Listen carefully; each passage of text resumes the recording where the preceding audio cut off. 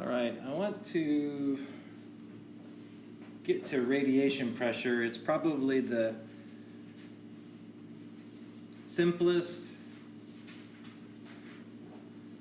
application of all this stuff that you'll see. Of course, nothing is truly simple in second semester physics, especially Maxwell's equations, but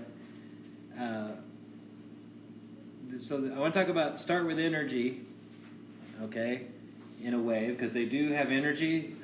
These electromagnetic waves have momentum. They have linear momentum. And you've experienced the linear momentum of electromagnetic waves every time you've gone out and felt the sun beating down on you. You've felt radiation pressure. And either you liked it or you didn't like it. If it was a cold day and you wanted to be warmer, you liked it. If it was a hot day and you felt it burning, you probably didn't like it. Okay? So radiation pressure has visited you, and it is essentially the linear momentum of these electromagnetic waves. So how do we quantify this? Well, I'm just going to come out of the box with this. There is this thing called the Poynting vector. So, capital S vector, the obvious choice for the Poynting vector.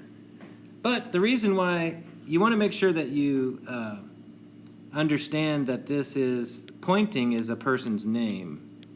POY.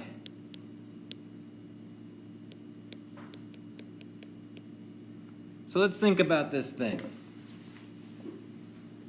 There's this Poynting vector, and I'll define it a little. It's the rate of energy transfer per unit area, but let's just think about what we're looking at, the right-hand side.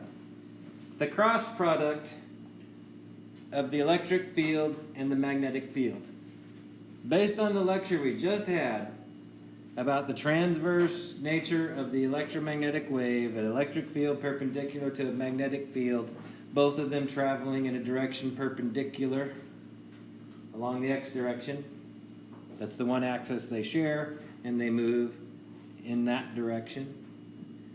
And then it's relative only to the magnetic permeability. Well, this Poynting vector, this fella Poynting, basically determined, this refers to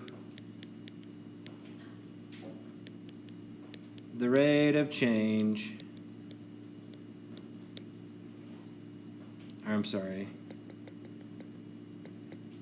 the rate of energy transport,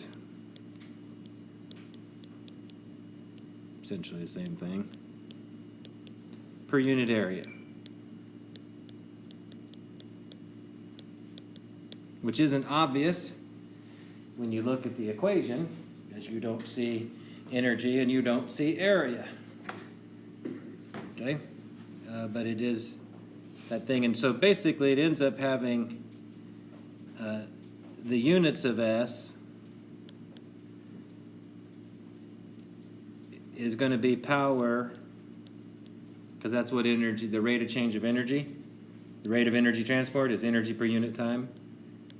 It's power per area, and meaning watts per meter squared, or W for watts, M squared. Some things to note. Given that the electric field is perpendicular to the magnetic field, this means that this equation boils down nicely to just the regular product of E and B. Sine of 90 is 1. And given that B, we just found this, well, we found that C was E over B, which means B is E over C. This means that this Poynting vector can be simplified even further to be put in terms of the electric field and the speed of light with that magnetic permeability.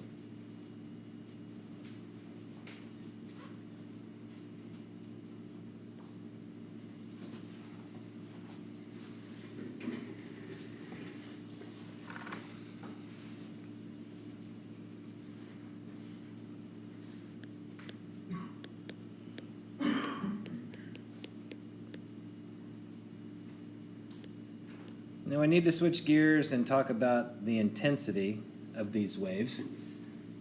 And generally speaking, intensity, regardless of what we're talking about, is going to be a time averaged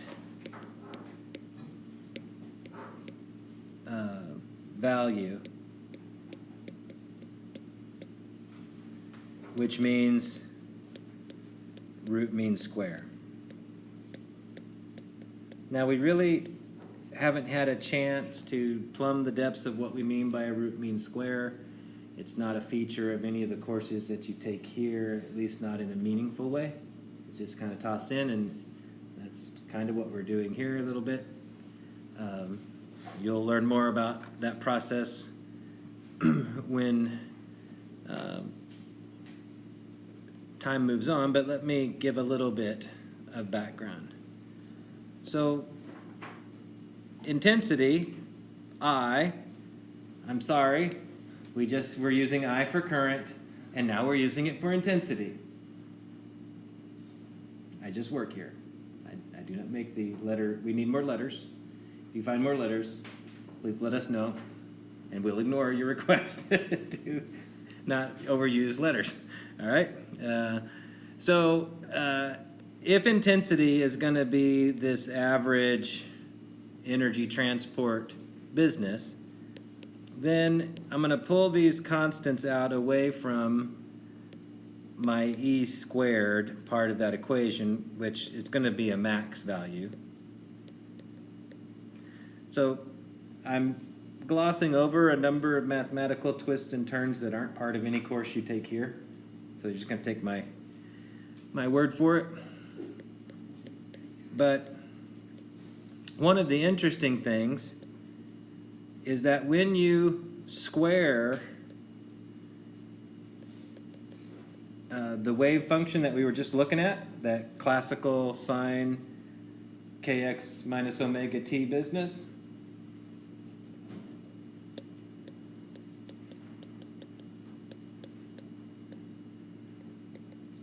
that the average, this average right here,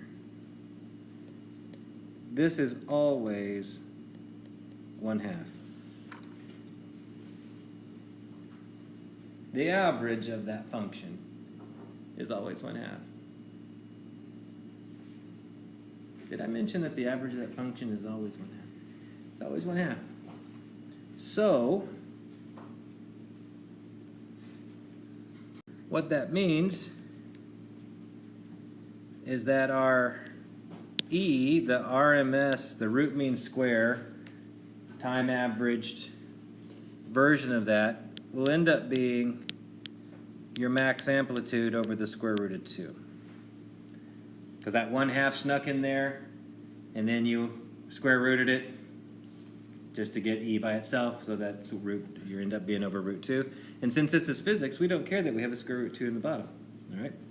Now, we're going to have intensity, because we're still after intensity. All right? And that will be our RMS value squared over C mu naught. So we have the intensity now of this EM wave. And this intensity has been couched in terms of the electric field and indirectly in terms of the magnetic field through the constant, the permeability constant, and the speed of light's messing around in there. So this intensity function carries all of the things that we would expect it to, given an electromagnetic wave moving at the speed of light. I can see electricity, I can see magnetism, I can see light. So it passes the smell test of being an intensity equation for an electromagnetic wave. All right? So, if we have a point source, okay, for the radiation,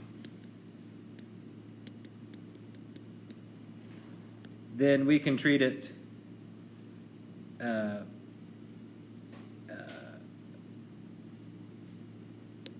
we can consider it a spherical.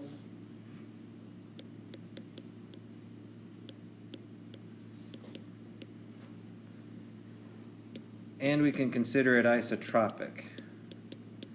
So a point source, tiny little ball, imagine a little surface around it, and so all the little beams of radiation coming out in all directions. So isotropic means same in all directions. Iso, same, tropo, direction, ik, pertaining to, same direction, isotropic. So if it's a point source, we can just think it's all coming out in infinitely many directions, and I can model that as a sphere. And intensity, remember, we're talking about energy transport per unit area. So this is going to be per the surface area of a sphere. That's what we're aiming at in this. So we get the fact that our equation up here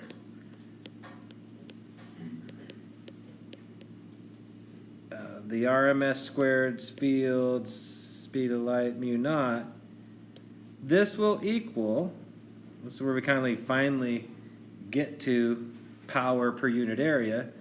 We can talk about the power of the source, how much energy per unit time is emanating from the source per the surface area. Okay, so this is the power at source. This is the surface area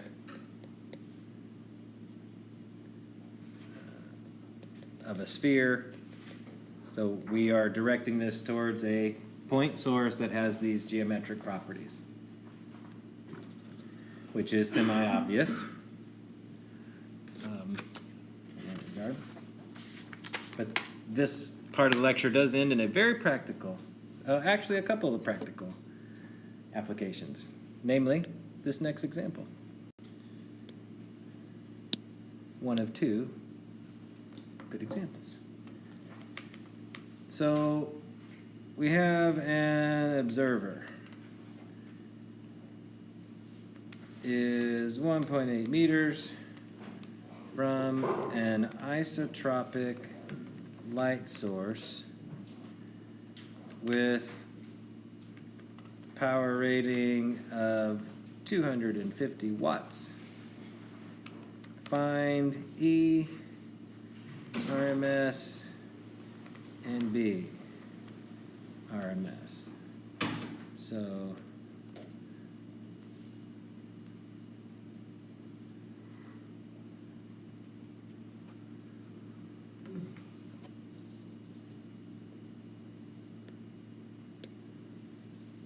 So we have this equation I equals the power per unit area, but that's also equivalent to the RMS squared value for the electric field. So guess what we can do? We can solve directly for E RMS. Power C mu naught over 4 pi r squared. And so if we plug and chug all those values, 250 watts, speed of light, the constant, etc. I'll go ahead and write them out, I guess. 250 watts, 3 times 10 to the 8 meters per second. Mu naught is that 4 pi times 10 to the minus 7 henries per meter. 4 pi, and then 1.8 meters squared because it's 1.8 meters out. So, and that distance there. So we get the RMS value of 48.1 volts per meter. So we've even seen a thing like this, just using the charges and fields thing. At some distance, I could have 40, 50, 60, 180,000, whatever volts per meter. Same as newtons per coulomb. Well, it is the case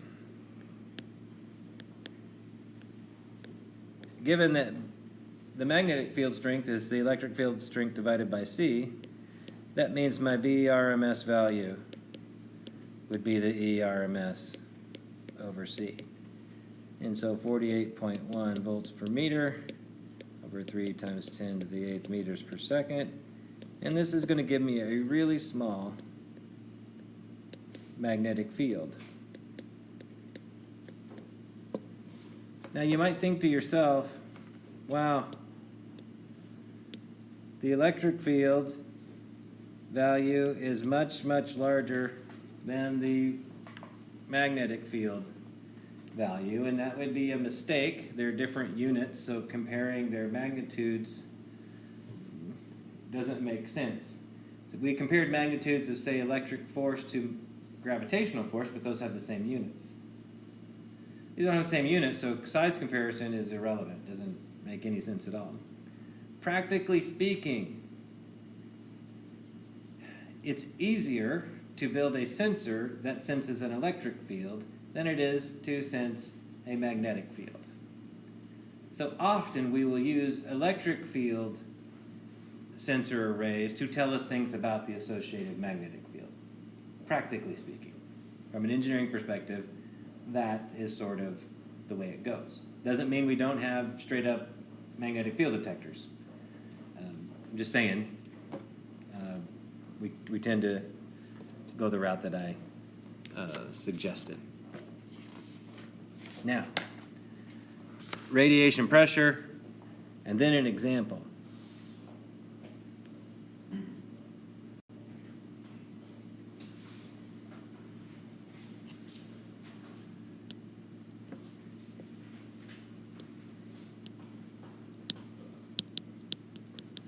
So by pressure, I do in fact mean to say force per unit area. We absolutely mean that. Force per unit area. Now I want to start, so there's two ways that radiation pressure functions in reality. An object will either absorb radiation pressure or it will reflect it. Okay? So there's an absorption version of this and a reflection version of this. But before we get to the pressure, force per unit area, we need to talk about it in terms of momentum and energy. And so I'm just going to come out of the gate with the equations and then tell you why this makes sense. Delta P, change in momentum. Delta U, change in energy, potential energy. Little c, speed of light. Let me kind of, I'd call it a sidebar, but it's in the middle. What if I started with C delta P equals delta U? What I want you to see is that the speed of light is essentially an average speed. It's the sum of the goes out of speed and the goes into speed, because we measure speed of light after reflection, divided by 2. All right? Momentum is mass times a change in speed. A change in potential energy is always essentially a force in a distance. Well, this is just mv bar delta v, and hopefully you're remembering, oh yeah, we went from the second zeroth law to this in first semester. So you literally have 1/2 mv squared minus v naught squared on this side equals fd, which is simply the change in kinetic energy equals work. So this starting with momentum, because the time rate of change of momentum is what force is, and force per unit area is what pressure is. But remember, the Poynting vector that we started with, energy transport, we started with energy. So I need an energy balance that I can then pitch in terms of momentum, so that I can pitch momentum in terms of force, so that I can put force per unit area and have this thing called radiation pressure, which is much simpler to deal with than anything we've done so far today. But in order to get there, I've got to start with energy, which is where this all started, and weave my way from energy to force to pressure by means of momentum. All right? So before I move on, though, why is reflection double absorption? Hopefully you remember back to first semester physics. In two places early on, we had the colliding balls, and we found that, after a collision, it's, double the momentum. When we did the ideal gas law derivation, a gas molecule bouncing off the wall, the change in momentum, it doubled as you, in that interaction, in that collision. Same idea. Exact same idea in this case. All right. All right, so like I said before, force, according to Newton, is the time rate of change in momentum. M dv dt, dv dt is A, F equals ma. All right. What I'm not going to prove, but I'm just going to throw it out here, is that in terms of radiation, delta U is intensity times area times time.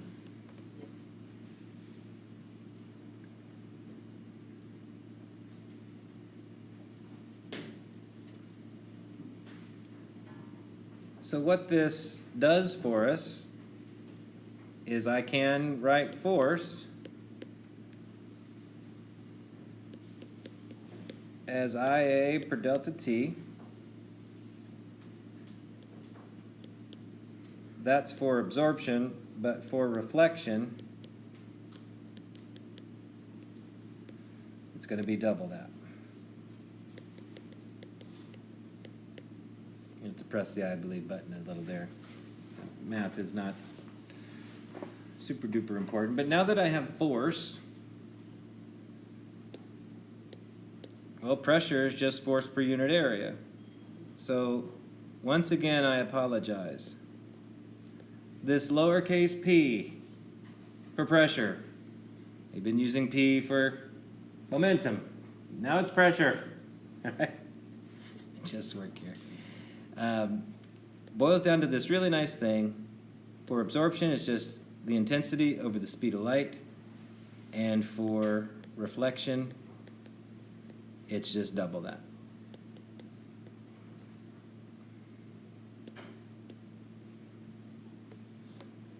So radiation pressure is relatively simple, but the stuff that it's built out of is not. The intensity of an electromagnetic wave is not a simple thing mathematically. If you're just given the value of intensity, then it's, yeah, duh, anybody can compute this. But what in the world is that intensity referring to? Okay? And basically, power per unit area. And since it's an electromagnetic wave, I would expect the speed of light to be material to that computation.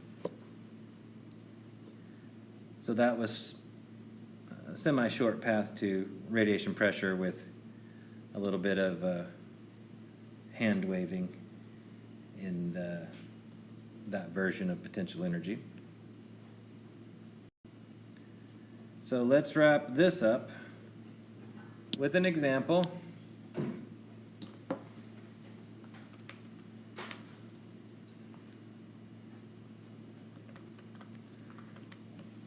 So dust released by a comet is or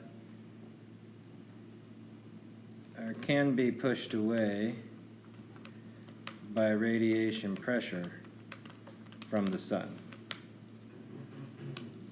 It can also lose the battle with gravity, and it could also be in balance with gravity.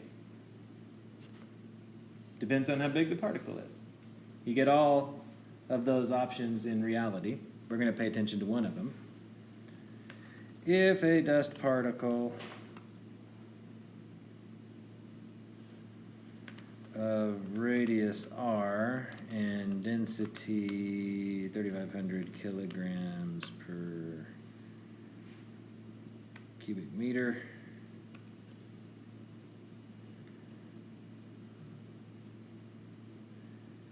absorbs, I'm sorry, it shouldn't be if, assume a dust particle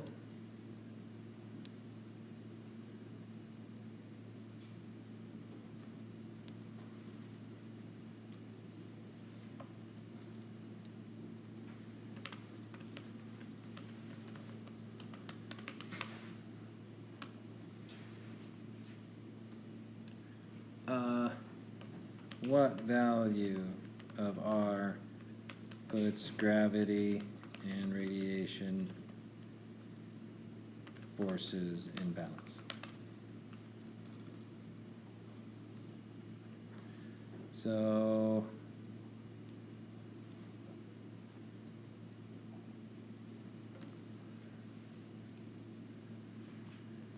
comets, you've seen them, heard of them. They're in movies where we do impossible things like catch up to comets and blow them up with nuclear bombs and stuff like that. Okay? Maybe someday that'll be feasible, but it just makes for a good movie today.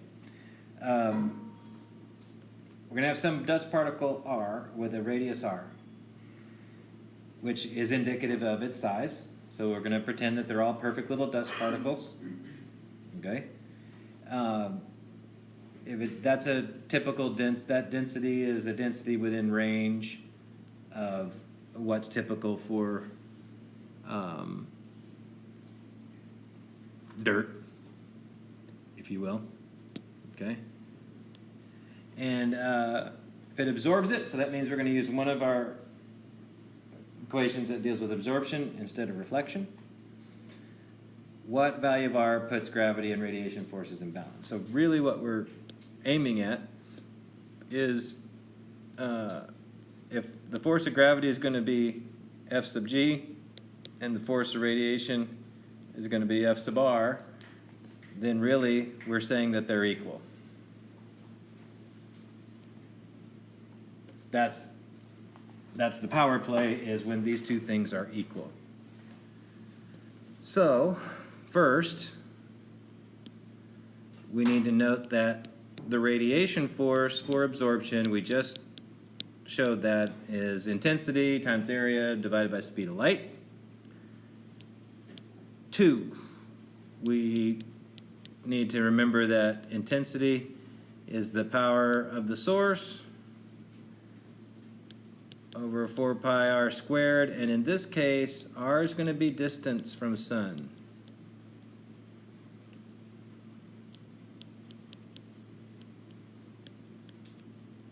Okay, it's the distance out, okay? The shell that you're paying attention to. And number 3, we're talking about a cross-sectional area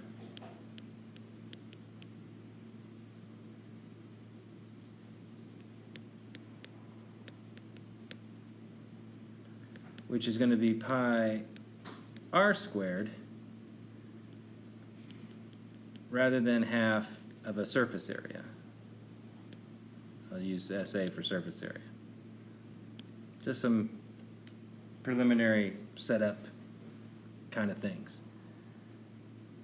So this radiation force, supposedly it's IA over C, which is going to be equal to the power at the source, which is something we can look up, the power output of the sun. It's a fixed value. Okay?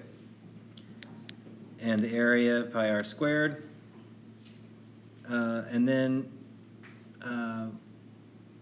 it's just putting equations 1 and 2 together. Okay? Little r squared c there. And this simplifies to the pi's drop out. and you're just left with those pieces of the puzzle. So that's one thing to do. So that's our FR. Okay. So we got that part of the equivalence. The gravitational force is big G, big M, little m over the distance squared. Did that in first semester. However, we don't know what little m is. We do know that density is little m per volume, though. We're given the density of the dust particle, which means I can get to its mass mathematically. And so this is going to be mass per, and if I treat it like a sphere, then I have 4/3 pi big R cubed. So that means my mass term is just density 4/3 pi R cubed. So now my gravitational force equation will be Gm and then density 4/3 pi R big R cubed over R squared. So that's the gravity piece of the puzzle, which has to be equal to the radiation force piece of the puzzle.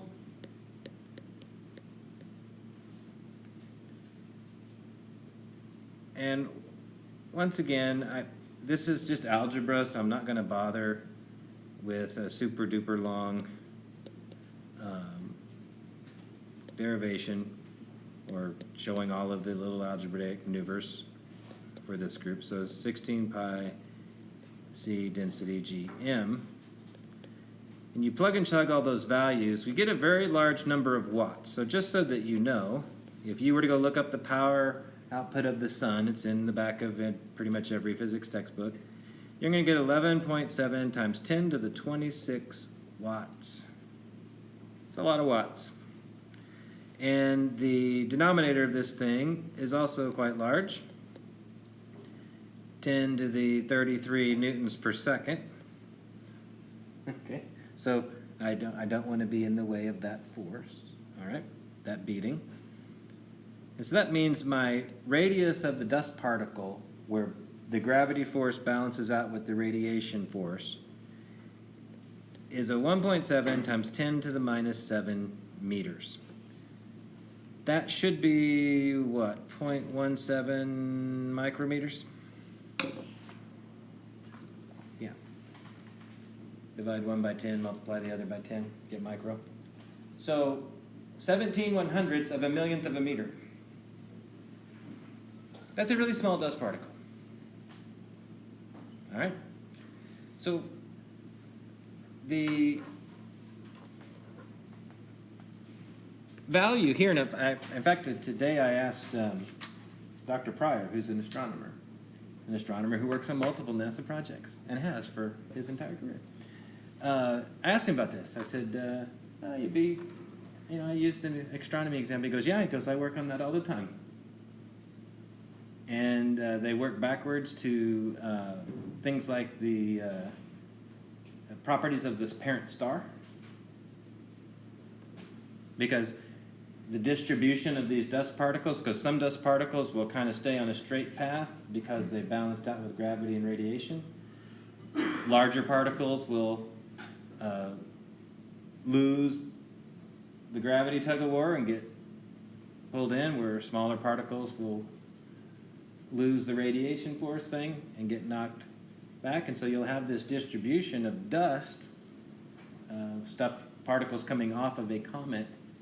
And that distribution, you can work something simple backwards to something that's not so simple. And a lot of things in astronomy work this way. You get a measurement because you're seeing the past. No matter what you're looking at, you're seeing the past. Looking at the board right now, you're seeing what it was a picosecond ago. All right? You're not seeing it as it is now. That's coming you know, right on the heels of what you think is now. So wanted to have a couple of examples that show, oh, great, it's great that we can do Maxwell's equations, who cares, what are they used for, et cetera, et cetera. So these are just a small, well, we're going to do some more kind of homework kind of problem lecturing on Wednesday, either before or after the lab, probably after the lab. We're going to do a lab associated with magnetic fields from an inductor.